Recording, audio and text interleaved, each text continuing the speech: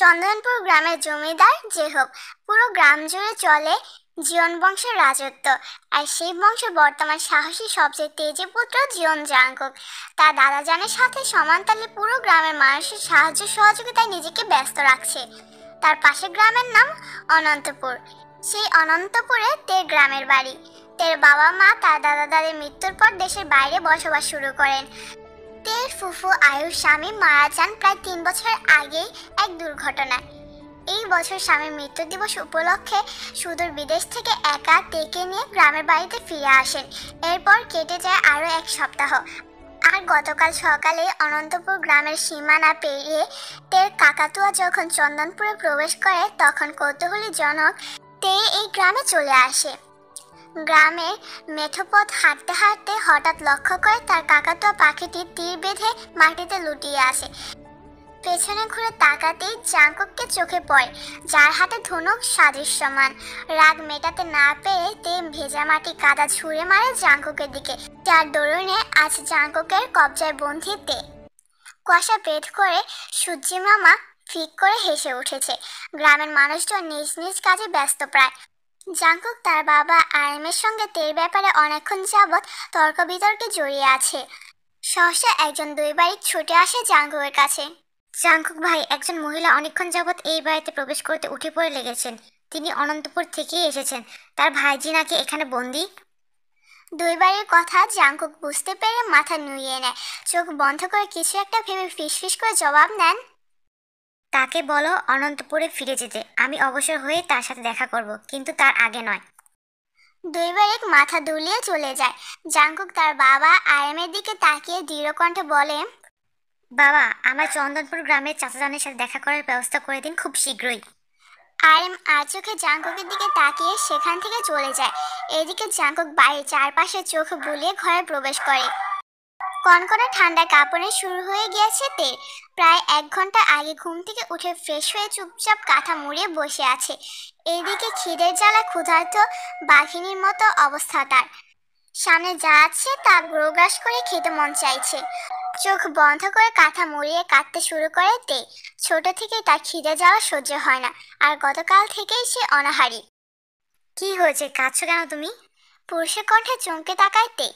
জাঙ্কুককে দেখতে পেয়ে সুপ্ত রাগটা আরো মাথা চড়ে গিয়েছে। কি হলো, কথা বলছো না কেন? আমার কথা বলতে ইচ্ছা করছে না, তাই আমি বলছি না। জাঙ্কুক চুপচাপ কয়েক মিনিট তাকিয়ে থাকে তের দিকে। রাগে ফোঁস করতে করতে তের দিকে তাকিয়ে বলে, তোমার খিদে লেগেছে ভি? জাঙ্কুকের কথা চমকে তাকায় সে। এই লোকটা বুঝলো কি করে? আমি বেশ করে বুঝতে পেরেছি তোমার খিদে পেয়েছে, কিন্তু তোমার খাওয়া দাওয়া হবে না। কিন্তু কেন? আপনাদের বাইরে আসামিকে বুঝি খাবার দেওয়া হয় না?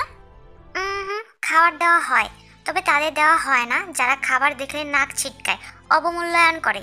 মানে কি? আমি কি করেছিলাম?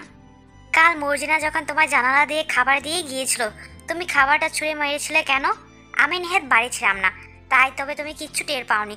খাবার নষ্ট করা আমি মোটেও পছন্দ করি না। এই মাথাটা নিয়ে নেয়। এই মুহূর্তে তার ঝগড়া করা সাধ্যের বাইরে। শরীরটা বারবার অসাড় হয়ে আসছে। জাঙ্কুক তার অবস্থা বুঝতে পেরে নিজের হাতে থাকা থালা সাজিয়ে আনে। নাও, এবার খেয়ে নাও। খাবো না আমি। খাবার নিয়ে আপনি আমায় খোঁটা দিয়েছেন। আমার পাপার কুকুরগুলোকে আরও যত্ন করা হয়, কিন্তু কাল সকাল থেকে আপনি আমার সাথে অবিচার করেছেন। তের কথায় জাঙ্কুকের ভীষণ রাগ লাগলো, তবুও নিজেকে দমিয়ে রেখে চুপচাপ দাঁড়িয়ে রইল কিছুক্ষণ। আমার হাতে একদম সময় নেই, যা বলছি তাই করো। খাবারটা খেয়ে নাও, শাস্তি তোমায় এখনো দেওয়া হয়নি। আমায় উগ্র করে না তুলে চুপচাপ খাওয়াটা শেষ করো। জাঙ্কুকের কথায় তে দ্রুত খাওয়ার থালা হাতে তুলে নেয় আর গ্রোগ্রাসের খেতে থাকে। জাঙ্কুক সেদিকে তাকিয়ে আরক্ত নয়নে বলে, মেয়ে মানুষের রাগ আমার মোটেও পছন্দ না। তোমরা মেয়ে জাতি কোমল থাকবে। এসব রাগ যে তোমাদের জন্য না, ভালো ব্যবহার করছি তোমার সাথে, এটাই অনেক। স্ত্রী পোকা মেয়ের এত রাগ কিসের? শেষ কথাটি জাঙ্কুক ধমকে সুরে বলে উঠলে চোখ খিচে বন্ধ করে নেয় মেয়েটি। এই মুহূর্তে তর্ক করার মোটেও ইচ্ছে নেই তার। আগে পেট শান্তি করে দুনিয়া শান্তি। অচেনা অজানা একজন মানুষের হাতে হাত রেখে চলতে দ্বিধা সংকোচে নুয়ে যাচ্ছে বারবার তে। তবুও 100 ঘা চাবুকের ভয়ে মুখ ফুটে কিছু বলার সাহস হচ্ছে না তার। দীর্ঘ একদিন পর সেই গুপ্তকক্ষ থেকে জাঙ্কুকের হাতে হাত রেখে বের হয়েছে সে। জাঙ্কুক তার ভিড় হাতে হাত রেখে পুরো বাড়িটা ঘুরিয়ে দেখাচ্ছে। তে কিছু সময়ের মধ্যে বুঝে গিয়েছে এটা যেন বাড়ি নয়, রাজপ্রাসাদ। দোতলা বেশ কয়েকটি কক্ষ, নিচতলা বৃহৎ বসার ঘরের ব্যবস্থা। তার কল্পলোকে রাজাদের যেমন বাড়ি থাকতো, আজ বাস্তবে সে অনুভব করছে তার ভাবনার অধিকাংশ যেন সত্যি। জমিদারের বাড়ি বলে কথা, সারবত্তা না হয়ে পারে। এমন চমকে কি দেখছো তুমি? জাঙ্কুকের প্রশ্নে সদ্বিত ফিরে আসে তার, গলা খাকিয়ে কিছু না বলে আবার সমান তালে হাঁটতে শুরু করে। তের বিরোধভাস বুঝতে পেরে জাঙ্কুক তিলার্ধে হাসে। তোমার পরিবারে কে কে আছে ভি? কেন, আপনি জানেন না? তুমি না বললে আমি তোমার বিষয়ে জানবো কি করে? তোমার ফুপ্পি যে তোমায় ছেড়ে শহর চলে গিয়েছে, তুমি কি জানো? কি? ফুপ্পি আমার ছেড়ে চলে গেলেন কেন? তবে আমি ফিরবো কি করে? তোমায় বন্দি করার অপরাধে এলাকার থানায় আমার নামে অভিযোগ করেছে, কিন্তু কোনো লাভ হয়নি। তাই শহরে বড় অফিসারের কাছে নালিশ নিয়ে গিয়েছে, দেখি কি করতে পারে। তে চিন্তিত মুখ দেখে জাঙ্কুক কথা কাটিয়ে নেয়। তোমার বাড়িতে কে কে আছে বললে না তো? জাঙ্কুকের প্রশ্নে তে আর চোখে তাকায় তার দিকে। এই মুহূর্তে তার আসল পরিচয় কিছুতেই দেওয়া যাবে না। একদিক দিয়ে জাঙ্কুক যে তার পুরো নামটা জানে না তা বেশ ভালো করে বুঝতে পেরেছে তে। আমার কেউ নেই, ফুপ্পি আর আমি একাই থাকি। অনন্তপুর কোন এলাকায় থাকো? অনন্তপুরে থাকি না আমি, শহরে ফুপ্পির বাড়িতে থাকি। ঝটপট উত্তর দিয়ে হাফ ছেড়ে বাঁচল তে। জাঙ্কুকের দিকে কয়েক সেকেন্ড তাকিয়ে আবার দৃষ্টি সরিয়ে নেয়। এদিকে জাঙ্কুক সত্যি সত্যি বিশ্বাস করে নিল তার ভি এতিম। এতে যেন মেয়েটার প্রতি মায়া আরো 100 গুণ বেড়ে গিয়েছে। আর কোনো কথা না বাড়িয়ে জাঙ্কুক তার হাত টেনে তার দাদিজানের রুমে নিয়ে গেল। জাঙ্কুকের দাদিজান জিসু জাঙ্কুকের সবচেয়ে কাছের এবং বিশ্বস্ত মানুষ। মায়ের পরে কোন নারীকে ভালোবাসলে জাঙ্কুক তার দাদিজানকে ভালোবাসে। দাদিজান, দেখো কাকে নিয়ে এসেছি। জাঙ্কুকের কণ্ঠে মাথা তুলে তাকান জিসু। তের দিকে তাকিয়ে থাকেন কিছু মুহূর্ত নির্মল নয়নে। এই বাচ্চা মেয়েটাকে তুই শাস্তি দিচ্ছিস জাঙ্কুক? তোর কি রাগ, জেদ, উগ্রতা কোনোদিন কমবে না? জিসুর কথায় কান দিল না জাঙ্কুক, বরং তের উদ্দেশ্য করে বলে, দেখো ভি, উনি আমার দাদিজান, তুমি দাদি বলেই ডাকবে। দাদি মানে গ্র্যান্ডমাদার? তের কথায় ভ্রু কুঁচকে যায় জিসুর। চোখের চশমাটা নাকে ডগায় এনে তের দিকে তীর্যক দৃষ্টি নিক্ষেপ করে, গ্র্যান্ডমাদার মানে কি কও তুমি পিসি মাইয়া? জিসুর কথায় জাঙ্কুক নিঃশব্দে হাসে। দাদিজান, এত শত বুঝতে হবে না। আমার সাথে যেমন সদা শুদ্ধ ভাষায় কথা বলো, ভির সাথে একইভাবেই বলবে। তোমার আঞ্চলিক ভাষা তোমার কাছেই রাখো। জাঙ্কুকের কথা শেষ করতেই রুমে প্রবেশ করলো জেনি। সবচেয়ে বিশ্বস্ত সঙ্গী জেনি হচ্ছে জিসুর। জেনি বেশিরভাগ সময়ই এই বাড়িতে থাকেন জিসুকে সাহায্য করার জন্য। জেনির দিকে তাকিয়ে জাঙ্কুক তেকে শুধালো, ওনাকে আন্টি বলে ডাকবে। এসো, বাদ বাকি সবার সঙ্গে পরিচয় করেই দিই। বাড়ির প্রত্যেকটা সদস্যদের সঙ্গে তে পরিচয় হয়ে বেশ ভালোই বুঝতে পারলো এই বাড়িতে জেহপের পরে রাজত্ব চলে জাঙ্কুকের। কেটে গেল আরও 2টি দিন, তবে এই বাড়ি ছেড়ে পালানোর কোনো রাস্তা পেল না তে। যতক্ষণ জাঙ্কুক বাড়িতে থাকে ঠিক ততক্ষণই সেই রুম থেকে বের হওয়ার সুযোগ থাকে, আর তার না হলে বাকিটা সময় ওই রুমে বন্দি থাকে। তবে এই বাড়ির সবার মাঝে সবচেয়ে বেশি ভাব জমেছে জেনির সাথে, আর জেনি তাকে প্রতিশ্রুতি দিয়েছে যে করেই হোক এই বাড়ি থেকে বের হওয়ার সুযোগ করে দেবে তার। তাই সব চেষ্টা দাধস্থ রেখে জেনির উদ্দেশ্যে দিন গুনছে সে। রাত 1টা ছুঁই ছুঁই। বাড়ির সবাই গম্ভীর ঘুমে মগ্ন, কিন্তু ঘুম নেই তের চোখে।